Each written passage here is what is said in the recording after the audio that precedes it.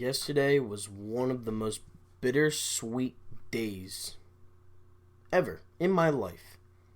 The Eagles lose to the Vikings 38-20, which was the worst game I've ever watched. It was awful. It was so bad. The secondary was the worst I've ever seen it this season. Diggs with 3 touchdowns, 170 yards. Like, are you kidding me? Stephon Diggs. The dude was just asking to get traded because he couldn't catch a pass.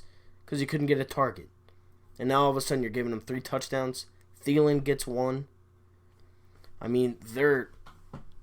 Like, I give credit where credit's due. But, come on. Like, there's no way that 2 wide receivers should have a combined 4 touchdowns.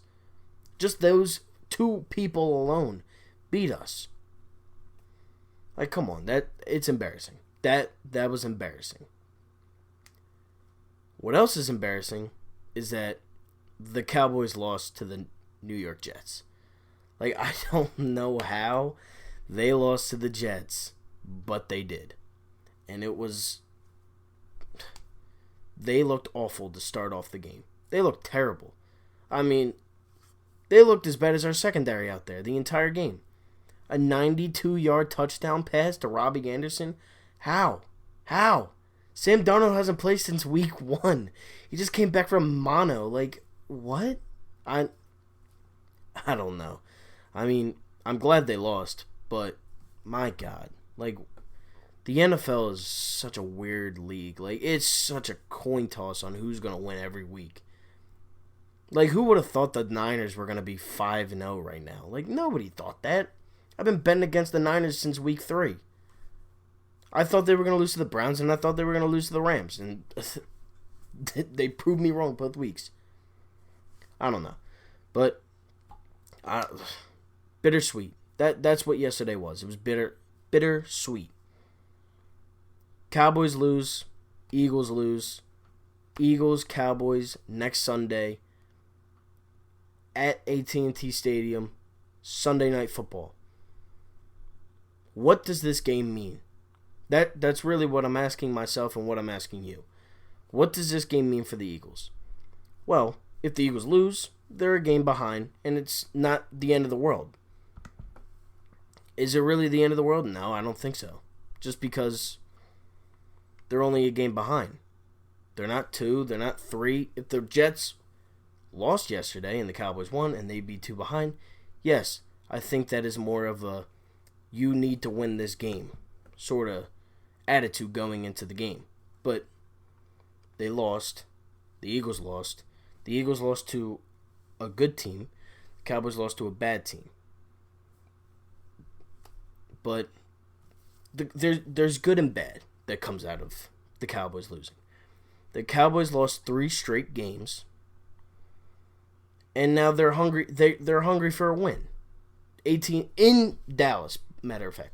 In Dallas. If it was in Philly, it'd be completely different. But it's in Dallas. And it's going to be hard. Especially if Cooper plays. If Cooper doesn't play, I think we win. Easily. I think we win. If Cooper plays, he's going to have a field day. Who's guarding him? Rasul Douglas? No. Sidney Jones? He can't cover me. Like, he looks bad. Like, not... He looks terrible. Atrocious. He looks so bad out there against anybody. He looks terrible. Terrible. Ronald Darby might play. Who knows? I don't know. It's not like we'll ever know. I mean, it seems like we've been waiting for Deshaun to come back for the last... What? He was supposed to miss a game? 2 games? It's now week 6? 7? What week is this? I don't even know what week this is. It will be week 7. And we haven't had him since week 2 of the first series. There is some good news about that, though, and they are saying that Deshaun could play on Sunday, which, oh my God, that would be huge. That would change the offensive flow. Because you can tell that Wentz is really missing that deep threat that he had against the Redskins. And I know it's the Redskins, and I know they suck, but it doesn't matter. Deshaun Jackson is Deshaun Jackson, and they're gonna feed off that energy that he applies to the Eagles' offense. He's going to apply that deep ball threat that we haven't had for the last 5 weeks. I mean, it would be huge if he played. And they really are saying that he's feeling good and he's feeling this and he's feeling that and he could play. I don't know. We don't know. Jalen Mills is coming back. I don't know what that means. It could be good. It could be bad. We don't know. It's better than throwing out Craig James. I'll say that. It's better than throwing out Craig James and those guys. I don't know. I don't know. Our secondary's terrible. And if we need to make a move. A big-time move. I want Jalen Ramsey. I don't know if it's possible because I don't know why the Jaguars owner is being so stingy, but he is, and he won't trade Ramsey. Hasn't played in 3 weeks. Still won't trade him. Don't know why. But, I don't know. We need some secondary. I don't care if we get, Chris Harris Jr. He just had an interception. He had a good game yesterday. Chris Harris Jr., a guy like Marcus Peters, I doubt they would give him to us just because we're conference rivals. But Chris Harris, one of those guys. A solid cornerback that can guard the number one. Because right now we have yet to find that through 5 weeks. 6 weeks. We have yet to find that. We do not have a guy that can guard a one. Ronald Darby tried, and no, didn't work. Didn't work at all. He let Calvin Ridley and Julio Jones score on him. Not just one, he let both of them. Hopefully Jalen Mills can get a little bit of a spark back into the defense and the secondary. But I don't know. It's gonna be hard. But back to the Cowboys talk. After the loss yesterday, some Cowboys players refused to shake hands with Jason Garrett, which that's a huge thing not to do. He's your head coach. They're just blatantly disrespecting him. And I think if they lose this game or the next game, or if they lose a lot of games in the coming weeks, I don't think Jason Garrett will have a job with the Cowboys. Not for much longer if they keep losing. They've lost 3 straight games. 2 games to not to winnable teams. I didn't think they were going to beat the Packers. I thought they were going to beat the Saints, and I definitely thought they were going to beat the Jets. We just killed the Jets. We just murdered them. It was 31-6. We killed them. I mean, Sam Darnold, he looks good. Sam Darnold's a good quarterback. I'm not taking anything away from him, but going into yesterday's game, they had 2 offensive touchdowns, and they didn't get a stop in the red zone all season. The defense isn't Sam Darnold, but yesterday they stopped him in the red zone how many times? They stopped the 2-point conversion.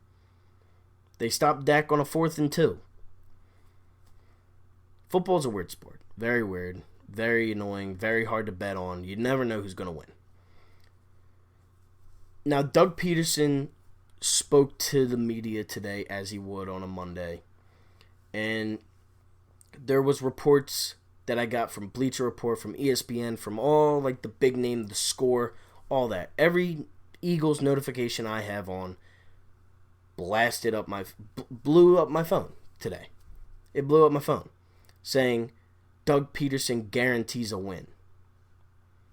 Now, he never did that. He went on NBC Sports and said it himself that he did not guarantee a win. He said, we're going to go into Dallas and we're going to win. Why would a head coach say, oh, I think we're going to win. Let's hope we win. No head coach is going to do that, but no head coach is going to guarantee a win. You don't do that. That's just, he's not going to guarantee a win. He's not going to guarantee that a loss or anything like that. That's just not what a head coach does. You don't guarantee anything in a 50-50 sport. You just saw what happened with the Jets and the Cowboys. It's a 50-50 sport. Now, I'm sure Jason Garrett was thinking in his head, oh, we're going to guaranteed win this game. Well, you can't guarantee anything. You saw that yesterday. You see that all the time in sports. You never guarantee anything. You can't. And the fact that the media blew this up and now Jason Garrett's thinking, oh, well, Doug Pederson thinks he's going to guaranteed beat us next week. No, he never said that. So people got to get that out of their head, because he never guaranteed a win, never guaranteed anything. He said, I think we're going to win. I have confidence in my team that we're going to go into AT&T Stadium and we're going to beat Dallas. That's what he said. Never said anything about, oh, I guarantee this, I guarantee that. People got to get that out of their head, because it never happened. And Doug Pederson is a confident head coach. He's a risky, confident head coach. And that's why he's a Super Bowl winning head coach. It's the reason why. He takes risks. He's confident. You think any other coach is going to run the Philly special on a 4th down in the red zone against the Patriots in the Super Bowl? No, I don't think so. It takes confidence, and that's what he has. It's not being overly confident or overly cocky or anything like that, not guaranteeing anything. He's confident, and that's what I like about Doug Pederson. Even though his play calls are somewhat iffy, he's confident, and that's what we got to... And he's trying to get confidence back into this team, especially the defense. The secondary has looked terrible the past few weeks, all season, really. He's trying to get some confidence back in this team, and I like what he's doing. And you should too. I mean, I don't know. Everybody has different opinions. My opinion is that he's a good head coach. He's trying to bring confidence into this Eagles locker room. We have a big game next week. Division, big time division game. I'm excited. Everybody should be excited. The football world should be excited, because this is a huge matchup. It's going to be a battle out there. It's going to be an absolute war. And I think, now you hear my words, I think the Eagles will go in there and play their best brand of football, especially if Deshaun Jackson is out there. Now, I'm not guaranteeing anything.